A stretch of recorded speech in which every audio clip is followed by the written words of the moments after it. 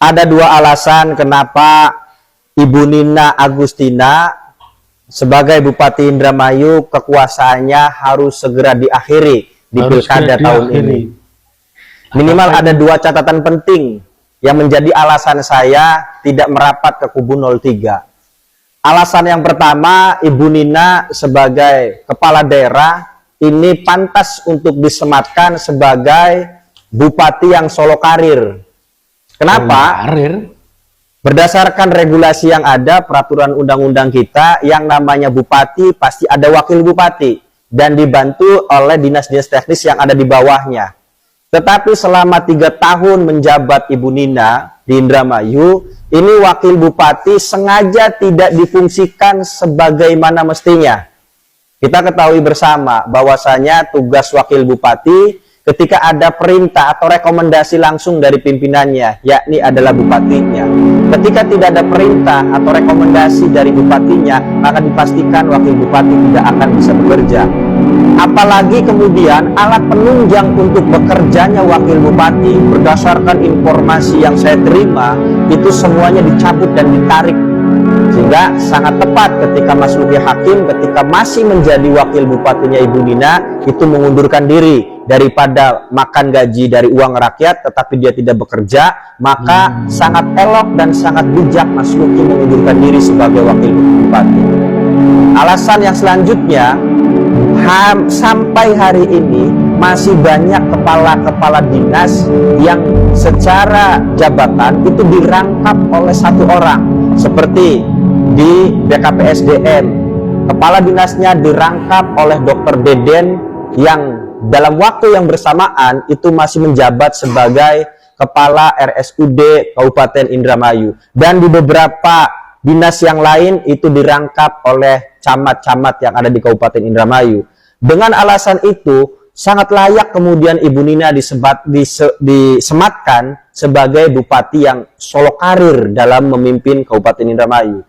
Alasan yang kedua, Ibu Nina dalam memimpin Indramayu selama 3 tahun ini memiliki daya rusak dan daya hancur yang luar biasa.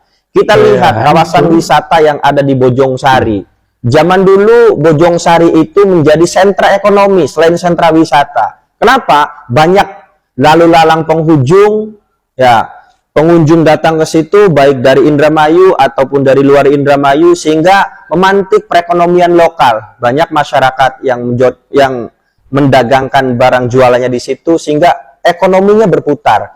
Lantas sekarang kita bisa tengok kawasan wisata Bojongsari, baik mutiara bangsanya, kolam renangnya, air terjunnya, dan wisata buatan yang didayungnya, semuanya hampir sepi dari lalu lalang masyarakat atau lagi pengunjung yang menikmati wisata di situ.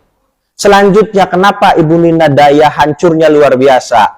Saya lihat di media sosial, Ibu Nina menarasikan ingin menciptakan 100.000 lapangan pekerjaan. Tetapi pada faktanya selama 3 tahun menjabat, banyak karyawan perusahaan milik daerah yang diberhentikan, baik itu dari BWI ataukah dari BPR Karya Remaja. Kenapa? Dengan alasan BPR-nya bangkrut, BWI-nya merugi, dan imbasnya kepada pekerja yang berasal dari masyarakat Indramayu diberhentikan, dan sampai hari ini belum ada tindak lanjut untuk masa depan keluarganya. Dua alasan itu kemudian kita harus pertimbangkan di tanggal 27, pastikan suara masyarakat Indramayu, dan saya meyakini orang yang akan membawa perubahan dan kemajuan ada di pihak 02, yakni Luki dan Syaifuddin. Terima kasih, jangan sungkan untuk merapat ke 02 di tanggal 27 November nanti. Terima kasih. Guys, ada cerita di Indramayu kemarin, iring-iringan calon bupati. Sama-sama ada mobil Alphard, ada mobil Pajero. Ya. Nah, terus guys, salah satunya warga menyambut karena mobil itu sama-sama diiringin mobil polisi pengawal, ya. Jadi nggak bisa membedakan mana yang orang dia dukung, mana yang orang bukan yang dia dukung. Jadi salah satu warga diintimidasi guys karena mengangkat nomor 2. Luki Hakim itu guys. Terus ada yang teriak tuh ya, ada yang teriak ya. Pokoknya saya ini dicegat katanya, dia fitnah warga ya. Dia bawa nama bapaknya. Saya ini anaknya Dai Bahtiar katanya begitu bro. Terus langsung tuh dia ya telepon. Saya telepon, kamu harus dibawa ke polisi. KTP-nya mana? Ya kamu harus dibawa ke polisi. Kenapa kamu nggak mengangkat 3 jari? Kamu nggak mengangkat 2 jari? Ya terus, ya itu orang ya, bapak-bapak warga biasa ya. Diintimidasilah, dikeroyokin sama orang-orang bodyguardnya guys. Ya satu mobil itu turun, pokoknya bapak itu harus diseret ke Polres ya. Polresnya tidak angkat-angkat. Saya ini anaknya Dai Bahtiar, kamu tahu, kamu kenal. Ya begitu katanya bro. Ya terus ya yang namanya warga, saya tuh tidak mencegat, menghalangi Anda katanya. Saya hanya mengucapkan selamat datang, tapi dia mengangkat 2 jari. Ya nggak boleh, harus 3 jari bro. Koplak itu orang ya. Bawa-bawa nama bapak pula bro, calon ya. Kamu tahu, udah kenal yang namanya bapak saya. Bapak saya, Dai Bahtiar bapak saya itu. Kamu harus diseret ke Polres kamu. Haha.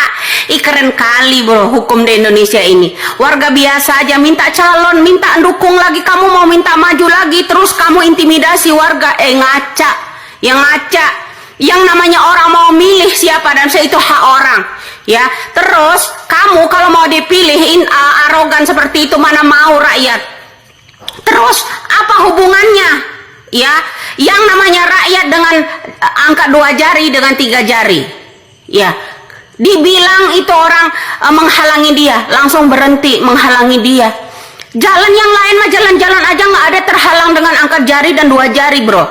Ya, itu saja. Jadi rakyat Indonesia ini sekarang ini siapa yang kuat uangnya harus diintimidasi, mengintimidasi seseorang calon pemimpin. Warasin orang-orang yang akan memilih ya calon-calon pemimpin yang model-model begitu. Ya, rakyat itu udah nggak bisa bu dipaksa untuk memilih Anda. Saya ini anak seorang Dai Bahtiar. Oh nggak bisa Bu Nina, nggak bisa yang begitu ya. Jadi harus ngaca dulu. Ngaca dulu, negara ini hati nuraninya atas pilih itu kalau memang orang nggak kesilau dengan uang, ya enggak berdasarkan hati nurani. Apa bisa calon pemimpin bisa intimidasi rakyat seperti itu? Itulah baru wali kota apa bupati bro, ya. Seorang yang mengintimidasi calon ini ya, udah mengintimidasi warga, disuruh seret ke hukum dan sebagainya, minta ini. Dibilang rekamannya